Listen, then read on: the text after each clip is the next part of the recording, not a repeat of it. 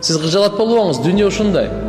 Сизди жамандаган адамдар табылат, сизди мактаган адамдар табылат. Мактаганда да альхамдулилля, жамандаганда да альхамдулилля. Мактаганда дагы альхамдулилля, бул Алла Таала эмнени менин жакшылыкты көрүп атсаңыз, бул меники эмес, Аллахныкы. Бирок сизди ким жамандай турган болсо, жаман сөз менен, ал нерсе сизде жок да. Ал нерсе сизде жок. Жана алардын сиз бирөөнө дагы жамандык кылган эмес акысына. Билип коюңуз, Аллага шүгүр кылыңыз. Аларды Алла Таала алек кылып койду. Сиз менен, сизди алар менен алек кылган жок да. Бул улуу касиет болчу.